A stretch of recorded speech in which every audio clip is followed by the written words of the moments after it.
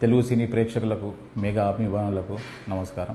మా ఎస్విసి సంస్థకి రామ్ చరణ్ గారికి చిరంజీవి గారికి ఎంతో అనుభవ సంబంధం ఉంది. మా ఇద్దరి మధ్యలో చరణ్ గారికి నా మధ్యలో మంచి రిలేషన్షిప్ ఉంది. నేను అభిమానించే హీరోల్లో రామ్ చరణ్ గారు ఒకరు. ఆయనని అవమానపరచడం కానీ ఆయనని కించపరచడం కానీ నా జన్మలో నేను ఎప్పుడు చేయను. నేను ఇచ్చిన ఇంటర్వ్యూలో ఆయన గురించి చిన్న మాట దొర్లినా అది నా తప్పే.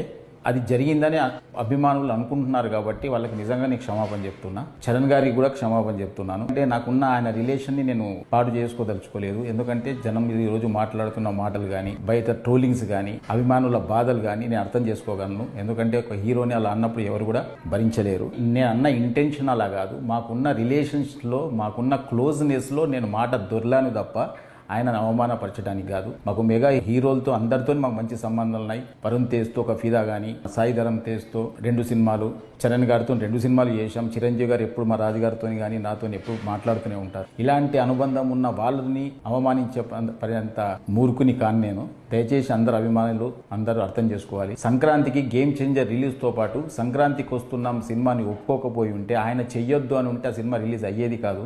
ఆ రోజు ఆయన మనసు గొప్పది కాబట్టి ఆ రోజు ఇబ్బందులో ఉంటారేమో ఫైనాన్షియల్గా అనుకుంటూ కూడా ఆయన, ఎందుకంటే పెద్దగా బడ్జెట్ అయిన సినిమా కాబట్టి మీరు మంచిగా దీన్ని కూడా రిలీజ్ చేసుకోండి అని ఒక గొప్ప మనసుతో ఒప్పుకున్న వ్యక్తి ఆయన. ఆయనను ఎందుకు అవమానపరుస్తాం? దయచేసి నేను ఆయన మాటలు కానీ అపార్థం చేసుకుంటే ఫ్యాన్స్కి అందరికీ నేను క్షమాపణ చెప్తున్నా. దయచేసి మా రిలేషన్ పాడు చేయొద్దు. మాకు మళ్ళీ నెక్స్ట్ ఒక ప్రాజెక్టు రెడీ అయింది. నెక్స్ట్ చరణ్ గారితో సినిమా తీయబోతున్నాం. అలాంటిది అనవసరంగా మా ఇద్దరి మధ్య ఈ అభిప్రాయ భేదాలు తీయకండి అని అందరినీ వేడుకుంటున్నా. చూసిన ఆంధ్ర ప్రేక్షకులందరూ కూడా గమనించాలి. నాకు చరణ్ గారికి మంచి రిలేషన్ ఉంది. నేను ఆయన గురించి ఎప్పుడు తప్పు మాట్లాడను. ఇచ్చిన ఫస్ట్ ఇంటర్వ్యూ కాబట్టి కొంచెం నాకు తెలియకుండా కూడా ఏదైనా మాట దొర్లిందేమో, అలాంటిది కూడా ఏదైనా అర్థం చేసుకోవాలని అందరికీ కోరుకుంటున్నాను. Thank you very much.